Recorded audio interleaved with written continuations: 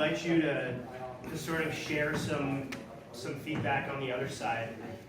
As far as somebody who has been a representative, we have been passing out these sheets for people to, encouraging them to make appointments to connect with their reps at lunch, figure out who they are so they can talk to them in the halls, but maybe kind of just do this, do not do that, right? Maybe you can give us just kind of a little bit basic from the other side as someone who's heard from advocates and what you think is really helpful and what to kind of stay away from. It's really important to make your message short, very short and succinct. You want to get your message across for sure, and you want to make contact with all your representatives, both in the House and in the Senate. But if you write very much, they won't read it. They get so much stuff that they don't possibly have time to read everything. So, first of all, they need to know if you're positive or negative, and then they need to know your concerns. And as David was saying, it's important that we get something through, something passed, and then we can improve it. Because if we don't get anything passed, we're back to where we started. And it's always the first bill that is so hard to get passed. And like he said, 20 years now, he's been working on this. And most legislators will not work on something that's going to take 20 years. Maybe 4 years or 5 years, but they consider if it's going to take 20 years, I'm not going to waste my energy. So you can consider him a very brave and courageous man to have worked on this for so long. And again, another reason I think that helps our cause is seeing Lieutenant Governor Zuckerberg come out of a very competitive primary and see that not only did that not hurt him, but maybe kind of help some people, like us who might have been sitting on the sidelines, and that was an important issue. So not only, thanking people who support and letting them know, and then going and voting for them afterwards and talking about their other issues is really, really important as far as us, how we keep building up those relationships in the future, right? And it may have actually hurt my election. So do be sure to support your legislators that are positive if that's your concern. I have a question, Eli. I live in Waterbury, and so thankfully my representatives are on the positive side of these issues. Is it helpful or encouraged to get in touch with representatives that aren't in your town, or do you leave that to the people in that town? That's a great question. I mean, generally speaking, constituents' voices matter a lot more. The time's probably better spent finding who's somebody or two people from that town who can make a call. Also, if you have representatives who are supportive, however far they might be willing to go, giving them some ammunition, right? Giving them some sort of facts so that if they're hearing from other people in the district, they stay on that supporting side, and maybe they're able to now talk to their other colleagues in the House. So can we convert those reps into people who are advocating with their colleagues? That is really important. Other than that, I would say representatives on the committee that has the bill, it's really important to contact all of them. So you don't contact all 150 representatives, but the representatives that are on the committee, like the Judiciary Committee, when it has the bill, you try to write to all of them. there's room in here, guys. Come on in. First your own, and if you have more energy, You got some stuff get around all here of too. the ones on there, especially the ones that are possible to persuade. Those who are absolutely no's, you can just forget them. I want to call on Tim, because Tim is Tim's somebody who's been an attorney for a long time, and he's a great advocate talking about criminal justice and kind of the real impact that this has, and we're talking about why we support this. Maybe you can give us a little bit of insight into what is actually still going on the ground with even after decriminalization, and why if a representative says, well, we have decriminalization, you can say yes, and. It's an interesting topic, actually. I don't know how much people know about the criminal justice system in Vermont, but we have 14 counties and 14 separate elected state attorneys. My name is Timothy Fair. I've started the first cannabis law firm. I've been a criminal defense attorney in Vermont for about 6 years now. Thank you. Thank you, I'm sorry. I was No problem at all. I own Vermont Cannabis Solutions. We're the first cannabis law and consulting firm for the industry. So, people aren't getting arrested for smoking. I mean, that's just the reality of the situation. It's here in Vermont. You're smoking a joint, you're not going to jail, for the most part. Everybody's aware of decriminalization, the difference between a criminal offense and once a substance like cannabis has been decriminalized, it is no longer a criminal offense but a civil matter. However, it can still be seized, you can still be ticketed, and it can still serve to establish probable cause for a search for law enforcement. Yeah. Does that include people in drug court? If you're in drug court, one of the conditions of any drug court program is that you have no substances. So if you were to be using or in possession of cannabis while in drug court, you're going to be in violation of your contract. Right, but I wondered with legalization, is that going to be separated out at all? Probably not, because when you look at alcohol, there's another one. It's legal, it's regulated. However, if you're on probation, they'll tell you not to consume alcohol if that has something to do with the offense that you're on probation for. And it'll be similar to cannabis. If you're picked up for shoplifting, it's going to be really difficult to impose a no cannabis restriction once it's legal. If, however, cannabis was related to the crime, then they can do it. So, but it's not per se. It won't be per se illegal anymore. But the reality of the situation is that with 14 separate states' attorneys, people have, and the individual counties have different concepts of cannabis. Chittenden County, for example, just to pull one, definitely a more progressive outlook. Essex County, for example, or Bennington County, for example, not so progressive. I've had state's attorney try to put one of my clients in jail for 6 months for 2.1 ounces, which is just over the felony limit in Vermont. So, you know, and to say that just because people aren't getting arrested for having a little bit of pot doesn't mean that there isn't a serious impact. Try going outside of Vermont with a conviction for cannabis on your record. And you can find a very, very difficult time. Yeah, Brent? Do you know how much decrim brought into the state? In terms of overall revenue? Yeah. No, but I can tell you that it completely did away with basically the Fourth Amendment, because once you're not subject to any incarcerated time, Fourth Amendment no longer applies. So just on the decriminalization, now officers don't have to have probable cause of a crime because there's not that requirement. So you actually see more searches. More arrests, more involvement, and at the end of the day, it's not accomplishing what we want to accomplish, which is to reduce youth access, get a regulated system, start saving the court's time, money. Believe me when I tell you the judiciary is not a well-funded department, and start allowing to reap some revenues, start allowing to revitalize the state's economy. These are the important things. Having probation and parole officers go after a heroin addict, and I've had a client, this is a real true story, who was a heroin addict for years, got off, used a little bit of cannabis to help kind of get through the urges, locked up. PO decided to revoke him, throw him back in. Guess what he's doing back in jail? Heroin. Yeah. I have a question. If someone has pre-existing cannabis charge when it legalizes, will that what effect will that have on that person? It's an excellent question. Whether or not there's going to be a provision, and I do believe there will be at some point to allow, but the Vermont expungement laws, if you have a misdemeanor cannabis possession and it's a few years old and you've had no problems since, relatively straightforward process to get it expunged even now. That becomes a little more of a challenge if it's a felony conviction. And I think that's going to be something that, as we move forward, we'll be seeing a lot of discussion about.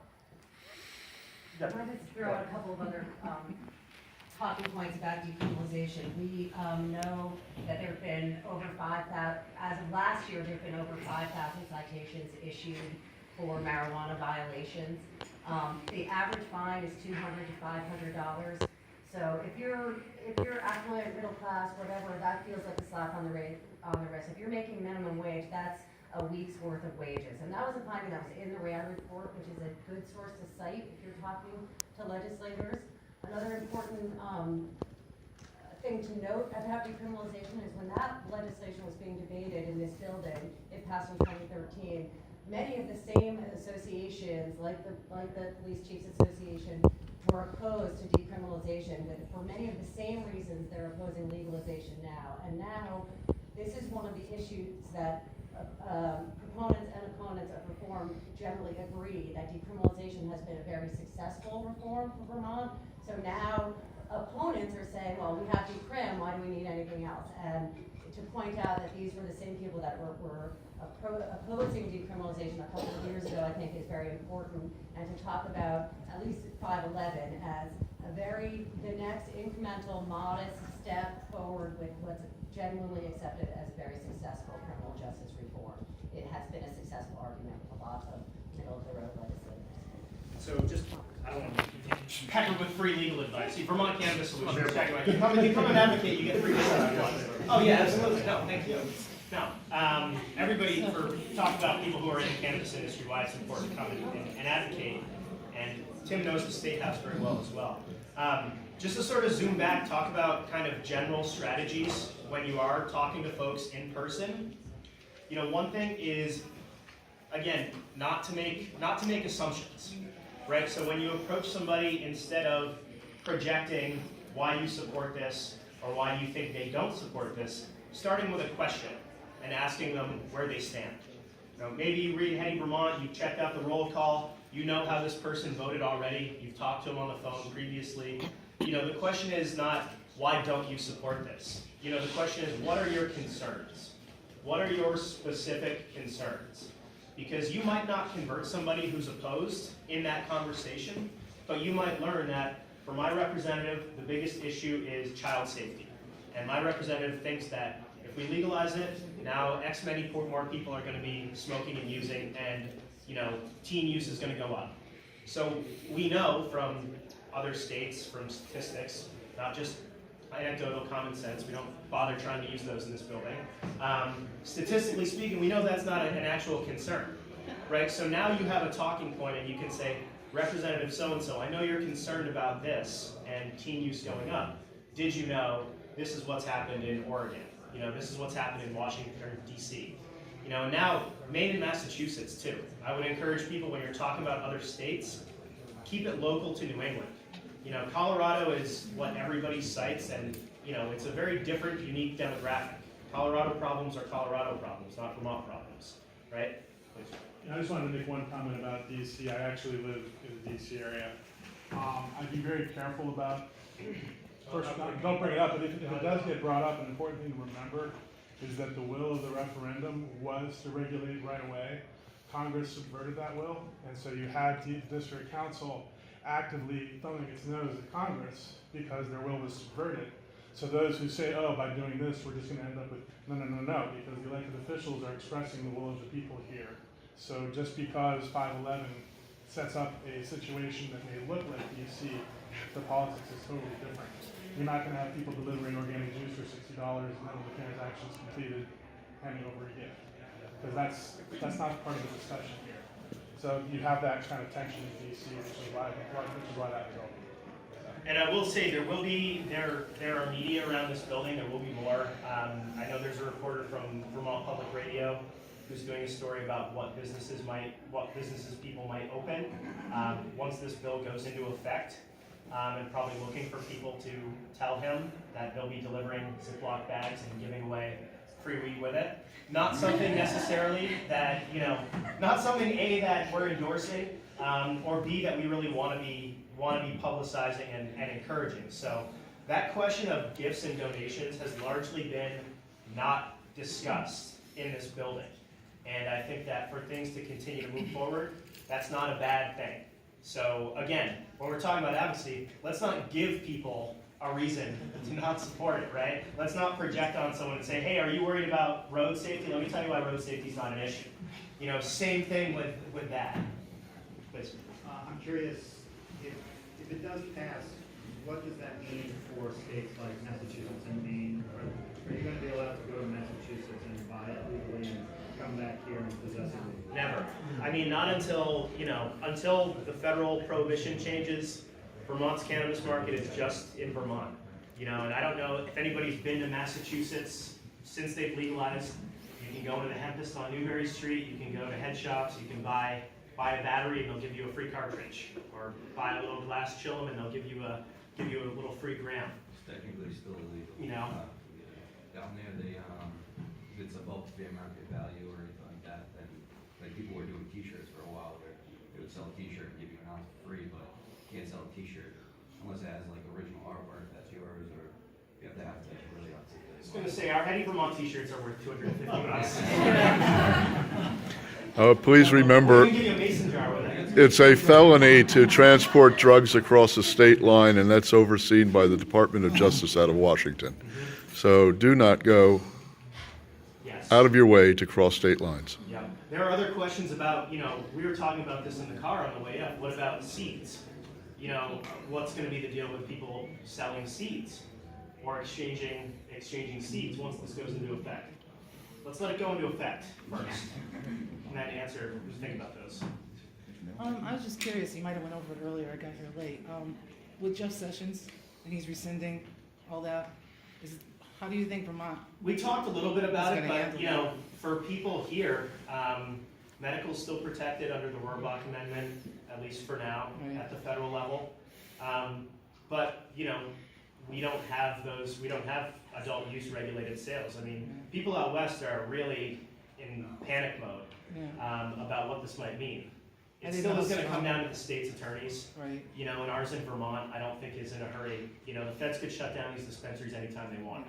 You know, so if anything, you know, representatives that talk about tax and regulate, you know, they're insulated right now because, again, it'll be just as illegal as it was before the Cole memo existed for a state that doesn't have tax and regulated sales. You know, it's probably more of just to have a chilling effect at kind of those industries and banks and insurance companies and all that. Thankfully, we do have, you know, resources here in Vermont, businesses that are banking with cannabis, you know, credit unions, people providing legal services and insurance. So we're okay. That's actually an advantage of having been so far behind on medical and adult use. And Massachusetts, I mean, Massachusetts, the state attorney is very opposed to legalization. So in Massachusetts, there's some tough conversations happening right now, but should not be in effect here. Politically speaking, you know, how much does our Republican governor want to be affiliated with our Republican administration? You know, and with Attorney General Jeff Sessions. Right. So that to me is pretty, politically, I think we're okay Okay. in that way. So I don't know if everybody in the room knows or not, but I just figured it was good information when you're talking to your legislature, that the federal government has a patent, actually, on using cannabinoids for the brain.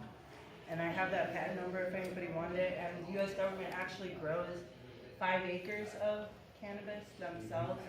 And there's 2 individuals that petition the US government that they've been giving, well, one of them actually died now, but the other one, they've been giving them 10 cigarettes a day. Oh, this is the University of Mississippi, where all this stuff. Yep, so Yeah. when you're talking to your legislature, the US government knows the medical benefits of the plant. That's So not a while your debate anymore. legislature might not, they can check out that the US government has a patent for using cannabinoids for the brain. So they know the medical benefits of it. And in order to be considered a Schedule I drug, there can't be any medical benefits known. Right, And they know there's medical benefits, so right there it shouldn't, you know what I mean? right. And I think we're still at, you know, to Joanna's point and earlier to Dave's point, you know, all of us who care enough to come out here, we are very much in it. You know, like we follow this closely. You know, we follow what's going on in other states. We theoretically know things about, you know, the plant, the industry, consumption, use, all that kind of stuff. Assume that everybody in this building knows nothing. Assume that it's reefer madness. Assume that their perception, you know, that's part of what's really important about this day, you know, is humanizing it. You know, and it's actually all of us being here and saying, hey, we are all law-abiding, you know, I won't say law-abiding, we're all like presentable, social, you know, citizens who live here in Vermont, citizens who vote for you, you know, constituents, and that we have an interest in this, you know, and I'll say from my nonprofit days, personal stories make a difference. You know, I mean, if you're talking to a representative, why does this matter for you? You know, are you going to be able to you want to open up a business? You And know, for some reason, if you are not a voter, be sure you get registered to vote, please. And be Yes. sure you exercise your right to vote. yes. It's called ballots, not bullets. That's right. Ballots, not bullets. Aren't we concentrating on the Senate now, the senators, because it's passed in the House? It's, Right. well, we don't have any reason to think that it's going to be held up in the Senate. So we are, it's equally as important to thank It's not the House done until representatives. it's done. It's gonna That's go right. back and forth. Well, we'll see. I mean, the Senate, it looks like the Senate is going to pass this, so yes, absolutely. We want to spend our time talking to the senators. Do not neglect that. There are only 30 of them, and they have a slightly different schedule from the House. So yes, please do go speak to your senators. And remember, if you're in Chittenden County, you have 6 of them. Yep. And again, if anybody wants to identify, we got extra computers. Happy to, you know, show you all their mug shots are online too, so you can tell. But I guess I want to take the rest of the time here. I thought maybe it'd be cool. We've got a big group, but maybe people can just quickly introduce themselves. And at the same time, we'll hand out. We do have name tags. If people do want to represent, we've got green dots here as well. So if you're a patient or a caregiver, throw one of those on your name tag. But maybe just for ourselves, this is kind of one of the beautiful parts about these events is that we all get to know each other a little bit more. Maybe we can stand up real quick and kind of get a sense, because there might be other people in this room who are in your same or similar situation or from your same